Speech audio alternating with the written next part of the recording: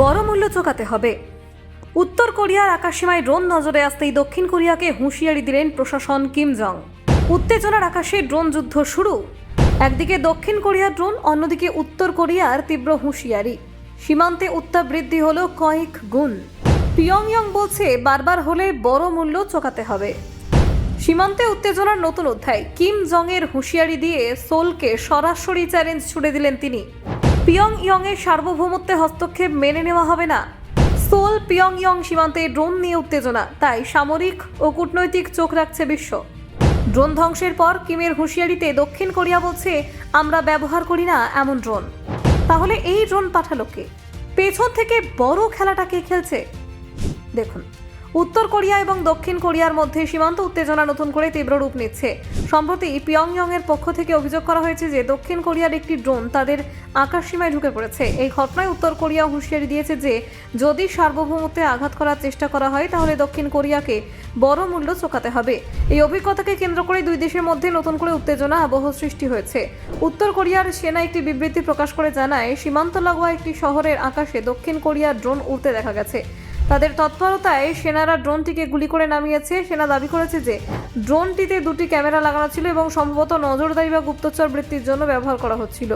এই বিবৃতিতে আরও বলা হচ্ছিল, এই সীমান্ত এলাকায় এমন কর্মকাণ্ড পিয়ংইয়ংকে কখনো মেনে নেওয়া হবে না। এটি প্রথমবার নয় যে উত্তর কোরিয়া ড্রোন সংক্রান্ত অভিযোগ তুলেছে। গত বছরের 27শে সেপ্টেম্বর একই ধরনের অভিযোগ করা হয়েছিল। সেই সময় কিম জং উনের সেনারা একইভাবে ড্রোনকে গুলি করে ভেঙে দিয়েছিল।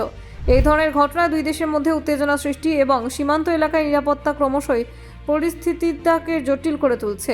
উত্তর কোরিয়ার নেতা কিম জং উন হুঁশিয়ারি দিয়েছেন যে যদি এই ধরনের ঘটনা বারবার ঘটে তাহলে সোলকে বড় মূল্য দিতে হবে। তিনি বলেন, পিয়ংইয়ং কোনো ধরনের আক্রমণ বা সার্বভৌমত্বে হস্তক্ষেপ মেনে নেবে না। তার বক্তব্যে স্পষ্টভাবে দেখা যায় যে সীমান্ত সংক্রান্ত নিরাপত্তা তাদের কাছে অত্যন্ত গুরুতর বিষয়। সীমান্ত এলাকায় এই ধরনের ড্রোন কার্যকলাপ কেবল সামরিক দৃষ্টিকোণ থেকে নয়, রাজনৈতিক দিক থেকে বিবেচিত হয়।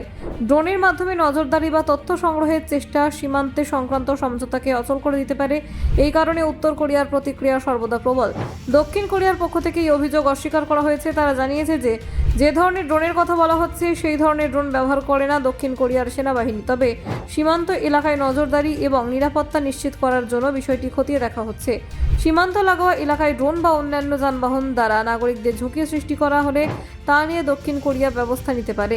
দক্ষিণ কোরিয়া বারবার বলছে যে তারা সীমান্তে অহেতুক উত্তেজনা সৃষ্টি করতে চায় না, তাই তারা সীমান্ত এলাকায় ড্রোন কার্যকলাপের সত্যতা যাচাই করার চেষ্টা করছে। উত্তর কোরিয়ার এই হুঁশিয়ারি কেবল সামরিক ক্ষেত্রে নয়, রাজনৈতিক কূটনৈতিক পরিপ্রেক্ষিতে গুরুত্বপূর্ণ। এই দুই দেশের মধ্যে বিদ্যমান উত্তেজনা এবং অবিশ্বাসের একটি প্রমাণ। দুই দেশের সীমান্ত দীর্ঘদিন ধরেই সংবেদনশীল অঞ্চল রূপে বিবেচিত হয়ে আসছে। ব্যুরো রিপোর্ট, অজানার দেশে।